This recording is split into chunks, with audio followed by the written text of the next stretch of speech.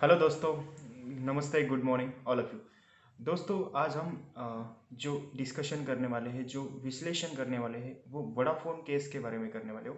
और अब सबको ये कन्फ्यूजन होगा कि ये रेट्रोस्पेक्टिव टैक्स क्या है, ये क्यों आया इंडिया में और ये क्यों लाया गया। ये सब डिटेल डिस्कशन हम यहाँ पर आज इस वीडियो में करने वाले। सो गाइस, ये वोडाफोन और इंडियन गवर्नमेंट डिस्प्यूट स्टार्ट होता है 2007 से, जब वोडाफोन ने एक्वायर किया था Hutch S R limited, Indian company को एक्वायर किया था और वो कंपनी मलेशियन कंपनी थी।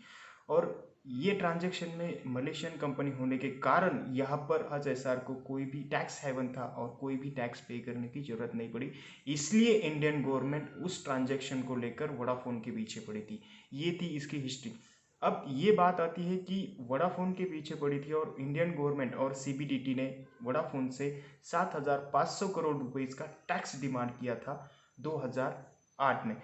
तो ये टैक्स डिमांड करने के बाद वोडाफोन ने टैक्स तो पे कर दिया, यानी कि टैक्स का चेक भी दे दिया। मगर उसने क्या कर दिया, वहाँ पर उसने इमीडिएटली हाई कोर्ट में, बॉम्बे हाई कोर्ट में उन्होंने पिटीशन फाइल किया अगेंस्ट सीबीडीटी के।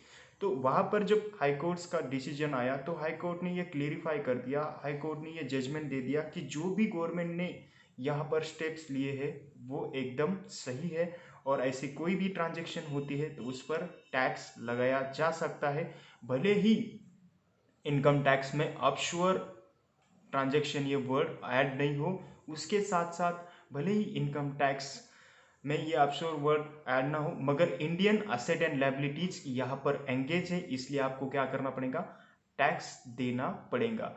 उसके बाद वोडाफोन इमीडिएटली रिएक्शन था वोडाफोन का, वो रिएक्शन बहुत खतरनाक था। उन्होंने इमीडिएटली छलांग लगाई सुप्रीम कोर्ट्स के पास और सुप्रीम कोर्ट्स का जजमेंट 2012 को आया और 12 का जजमेंट था सुप्रीम कोर्ट का। उन्होंने क्लियरिफाई कर दिया कि ये जो टैक्स डिमांड है ये इनवैलिड है, इसमें कोई भी सेंस नहीं है, क्योंकि अगर दो ऑफशोर कंपनी यानी कि दो फॉरेन कंपनी ट्रांजैक्शन कर रही है तो उसको ऑफशोर ट्रांजैक्शन कंसीडर किया जाता है और इस ट्रांजैक्शन में कोई भी असेट एंड लायबिलिटीज ट्रांसफर नहीं हो रही है।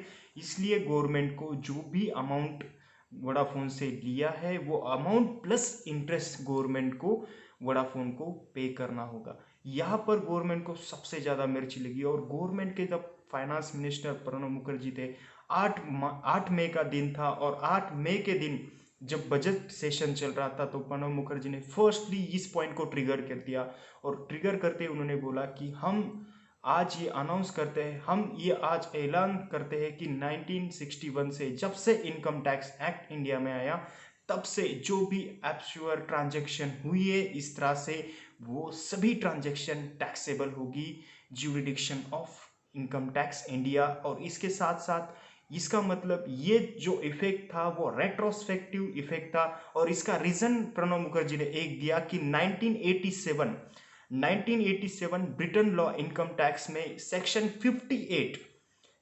58 में इस तरह से अमेंडमेंट किया है और उसमें उन्होंने क्लियरली मेंशन किया है कि इस तरह से हम बिगिनिंग ऑफ द लॉ हम टैक्स कलेक्ट कर सकते हैं और टैक्स को इम्पोज कर सकते हैं। तो उन्होंने ये भी कहा वहां पर कि ये इंफीरियर तो लॉ नहीं है, अगर वो कर सकते हैं तो हम क्यों नहीं कर सकते। इस जजमेंट के साथ उन्होंने बिल को जो भी है रेट्रोस्पेक्टिव फ्रॉम बिगिनिंग जो वर्ड था वो ऐड कर दिया और वहां पर अमेंडमेंट कर दिया, offshore transaction will be taxable from 1 1961। अब इसके बाद वोडाफोन को गवर्नमेंट ने फिर से टैक्स डिमांड करने की स्टार्ट कर दिया, यानी टैक्स डिमांड करने शुरुआत कर दिया। और जब टैक्स डिमांड करने की शुरुआत की वोडाफोन ये टॉर्चर सही नहीं पाया और उसने इमीडिएटली छलांग लगाई इंटरनेशनल आर्बिट्रेशन में। और इंटरनेशनल आर्बिट्रेशन जो जुडिक्शन था सिंगापुर में, वहाँ पर उन्होंने ये केस पिटीशन फाइल कर दिया और उसका जो डिसीजन है वो डिसीजन आया है आज, यानी कि 25 सितंबर को। और डिसीजन में ये कहा है कि जो सुप्रीम कोर्ट का डिसीजन था इंडियन गवर्नमेंट का वो फेयर डिसीजन है। आप इस तरह से कोई भी एक्ट में चेंजेस करके टैक्स डिमांड नहीं कर सकते हैं और आप इस तरह से किसी को भी हरास नहीं कर सकते।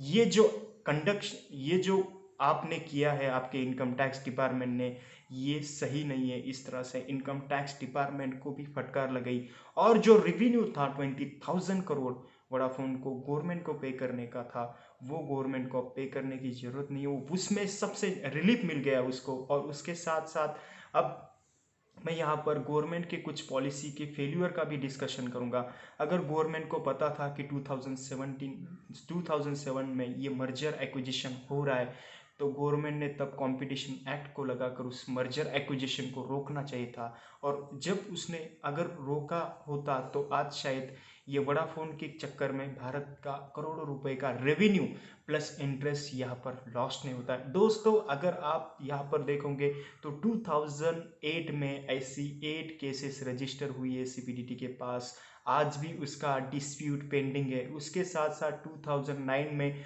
टोटल 12 केसेस रजिस्टर है इस तरह से ऑफशोर ट्रांजैक्शन की। और पिछले इसके बाद अगर हम 1961 से आज तक देखें तो हज़ारों केसेस, हज़ारों लिटिगेशन पेंडिंग है।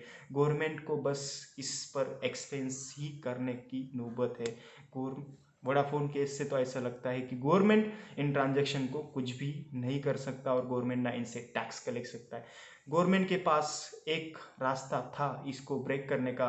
कंपटीशन कमीशन एक्ट को उसने स्ट्रिक्ट किया होता तो तभी गवर्नमेंट इस पर इनकम टैक्स यहाँ पर इम्पोज कर सकती थी, इनकम टैक्स वहाँ से वसूल कर सकती। मगर गवर्नमेंट ने तब तो फाइल पास कर दी और बाद में चिल्लाए हमें तो टैक्स चाहिए।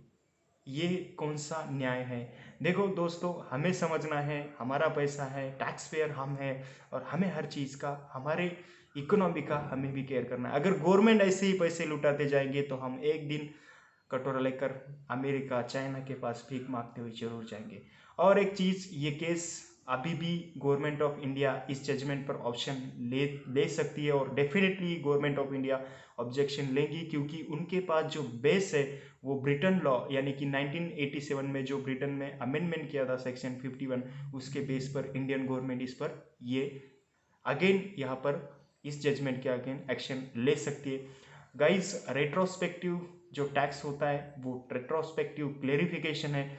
गवर्नमेंट ने अमेंडमेंट किया था ऑफशोर ट्रांजैक्शन जो भी होते हैं वहाँ पर जो भी ट्रांजैक्शन होते हैं टैक्सेबल इंडिया। और रेट्रोस्पेक्टिव टैक्स का मीनिंग आप माइंड में ऐसे कन्फ्यूजन मत क्रिएट करो कि रेट्रोस्पेक्टिव अमेंडमेंट है, टैक्स क्या है। रेट्रोस्पेक्टिव एक क्लेरिफिकेशन है, उसका सीधा मीनिंग है बिगनिंग फ्रॉम द एक्ट। और जो भी बिगनिंग फ्रॉम द एक्ट, इसके वजह से गवर्नमेंट ने डिमांड करना स्टार्ट किया था। गाइज, आपको ये वीडियो अच्छा लगे तो लाइक, शेयर्स एंड मेरे चैनल को सब्सक्राइब करना। Take care, see you, bye bye, Jai Hind.